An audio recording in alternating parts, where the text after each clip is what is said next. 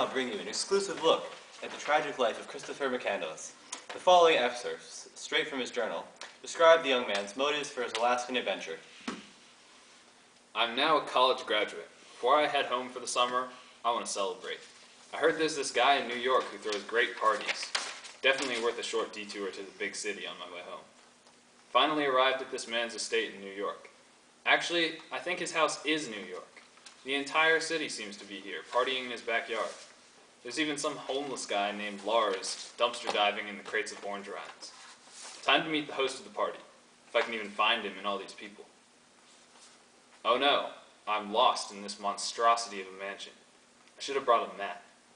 I would be worried about starving to death, lost in this huge place, except it's a party, so there's actually food here. But at this point, I could care less about meeting the host. I'm about ready to give up looking for him. I'll just sit down at a table and eat something, so long as it's not potato seeds. Looks like I sat down at the wrong table. There's some chatty rich guy here who won't stop talking to me. Say, old sport, who are you?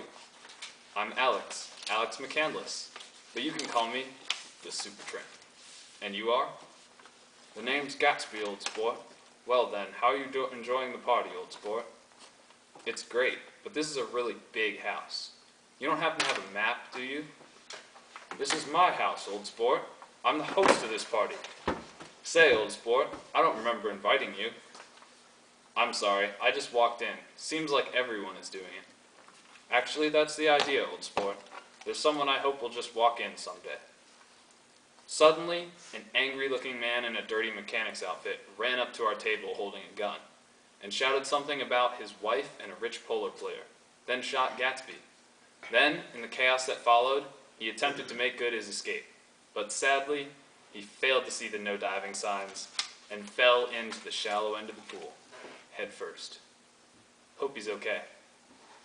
As for Gatsby, I thought he was done for, but I heard a weak groan from under the table.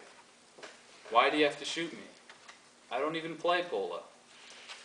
Next thing I remember was waking up from the party to find that my clothes had been completely soiled from all the drinks I had.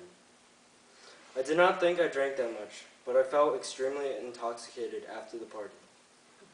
I quickly ran to the bedroom where Gatsby lay, dying from the hit and run assassination attempt.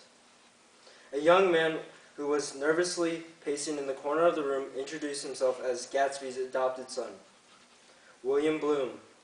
For whatever reason, no one had bothered to call 911, not even Bloom. Instead, William Bloom rushed to the bedside like a hurricane to sort out Gatsby's life. I don't know why, but instead of asking his father if he needed him to take care of him, he started firing questions at him. Why don't you tell me the true stories of your life, Dad? What was the purpose of making up all these stories? What should I do now? Gatsby responded in a dying voice. There comes a time in a man's life when he needs to make up his own decisions. That time is now, son. Now quit asking me these stupid questions. After all, I made all my wealth with integrity and responsibility.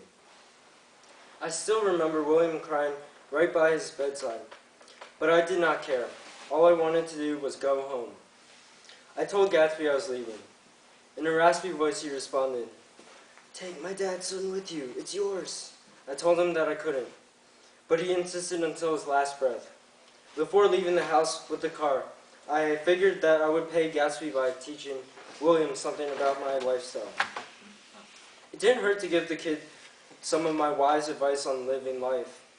I told him to go get his own place and ditch his father on his deathbed. After all, relationships only hurt you more than help you. Who knows what happened to that kid?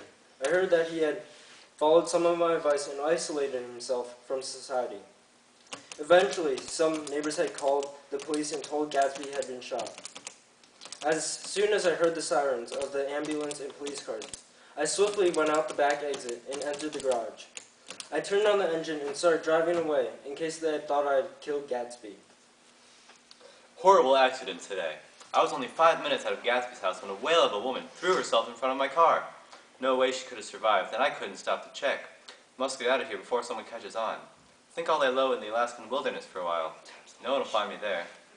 Made it to Arizona before I had to ditch my Datsun too, when I thought some people recognized me. Continuing on foot now. Hitchhiking's surprisingly easy for me. Left the States today. The going is rough in the rugged wilderness of Canada, even if I'm in the passenger seat of a car. The lack of American comforts is absolutely unforgiving. I hope it doesn't get much worse than this. I now walk into the wild, albeit reluctantly. Just remembered that thing I knew I forgot to pack. A map! Damn it, everyone knows that a map is part of the bare minimum you need to survive up here. And of all things, I forget a map. That's just great. I'm so screwed. Struck gold today when I found a cabin not far away from camp. Best of all, it was well stocked with my favorite food. What's that, you might ask? O'Reilly's Irish newborns. Met a homeless man today. He was going through my trash when I came back from another trip to the cabin.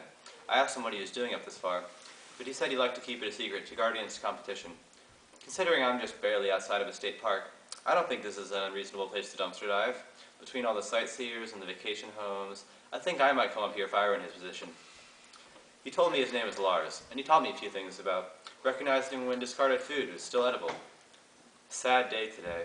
Found the body of the homeless man, Lars.